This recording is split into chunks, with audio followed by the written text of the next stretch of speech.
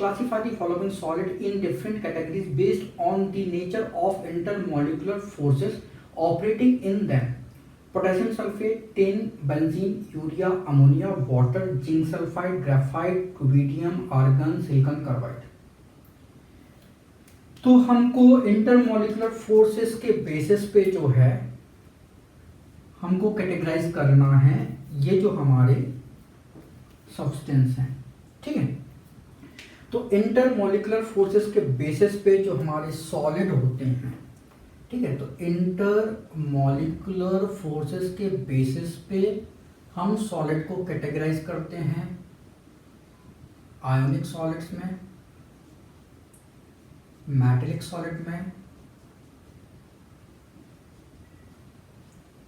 फिर हम covalent solid और मॉलिक्यूलर सॉलिड।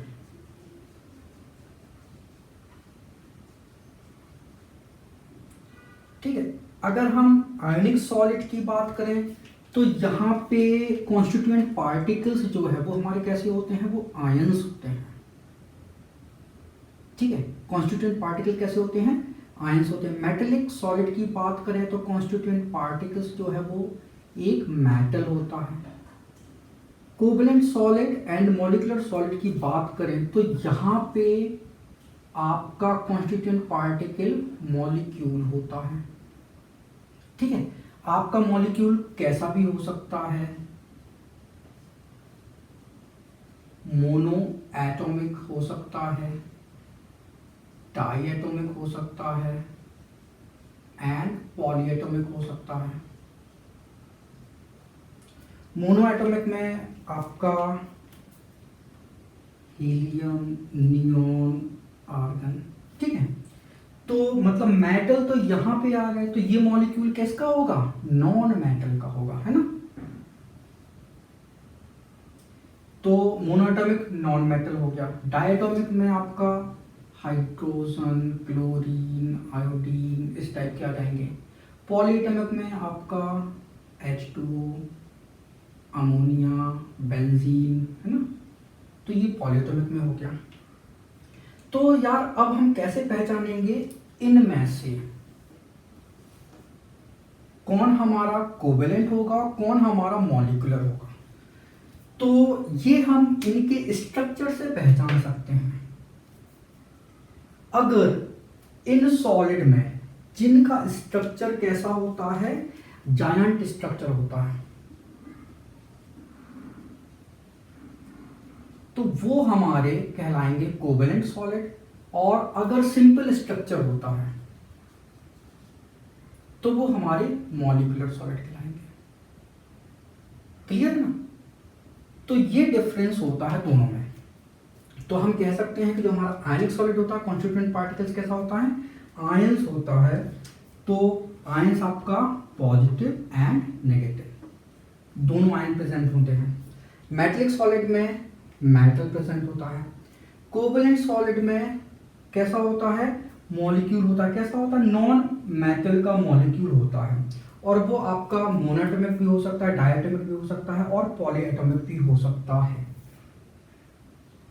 लेकिन अगर स्ट्रक्चर कैसा बनता है, जायंट स्ट्रक्चर बनता है, चाहे वो मोनोएटॉमिक का हो, चाहे डायएटॉमिक का हो या पॉलीएटॉमिक का हो, जायंट स्ट्रक्चर बन रहा है तो हमारा कोवेलेंट सॉलिड होगा। अगर सिंपल स्ट्रक्चर ये बना रहे हैं तो हमारा मॉलिक्यूलर सॉलिड में काउंट किया जाएगा। ठीक है ना, इतनी बात समझ में आ गई। तो देखो जरा, अब हम यहाँ पे स्पेस बना लेते हैं।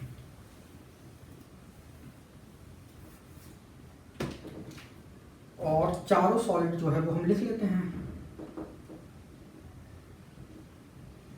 आयनिक सॉलिड,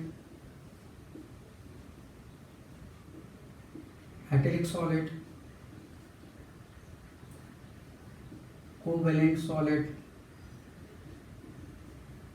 और मॉलिक्यूलर सॉलिड्स। पोटेशियम सल्फेट के पॉजिटिव SO4-2 ये आयंस होते हैं, तो ये आयनिक सॉलिड में आएगा। ठीक है। टिन ये हमारा क्या है, मेटल है। तो ये मेटलिक सॉलिड में आएगा। बेंजीन C6H6 नॉन मेटल से बना है, नॉन मेटल का मॉलिक्यूल है, तो मतलब या तो ये आपका कोवेलेंट सॉलिड हो सकता है या फिर मॉलिक्यूलर सॉलिड हो सकता है।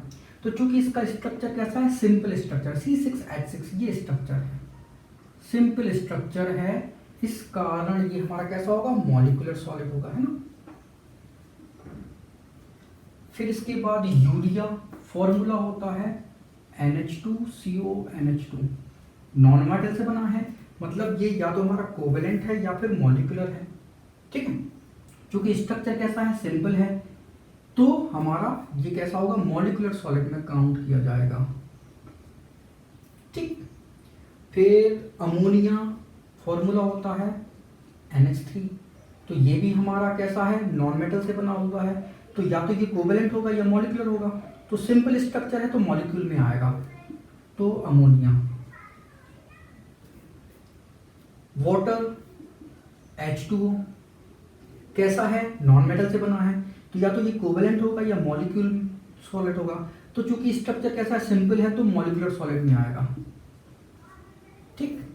फिर जिंक सल्फेट, तो ZnSO4, तो ये तो आयन बनाता है, जिंक डाई पॉजिटिव SO4-2, तो ये हमारा आयनिक सॉलिड में आएगा।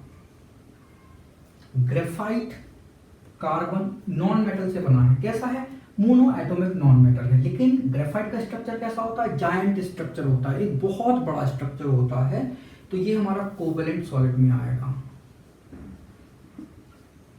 ठीक है। फिर रुबिडियम, ये तो हमारा एक मेटल है, तो मेटलिक सॉलिड में आएगा। आर्गन, ये कैसा हमारा नॉन मेटल है, ठीक है, तो नॉन मेटल है तो या तो ये कोवेलेंट होगा या फिर मॉलिक्यूलर होगा, तो चूंकि ये mono atomic molecule simple structure बना रहा है, इस कारण ये मॉलिक्यूलर सॉलिड में काउंट किया जाएगा, ठीक। फिर इसके बाद सिलिकॉन कार्बाइड, तो ये होता है SiC, ये भी नॉन मेटल से बना है, ठीक है, सिलिकॉन कार्बाइड नॉन मेटल से बना है, और इसका स्ट्रक्चर कैसा होता है, जायंट स्ट्रक्चर होता है, तो ये हमारा कोवेलेंट सॉलिड में आएगा, मॉलिक्यूलर सॉलिड में नहीं आएगा, क्यों, क्योंकि इसका स्ट्रक्चर कैसा है, जायंट स्ट्रक्चर है, तो सिलिकॉन कार्बाइड जो है हमारा किस में आ जाएगा, कोवेलेंट सॉलिड में आ जाएगा। तो ऐसे हम आइडेंटिफाई कर लेते हैं सॉलिड को।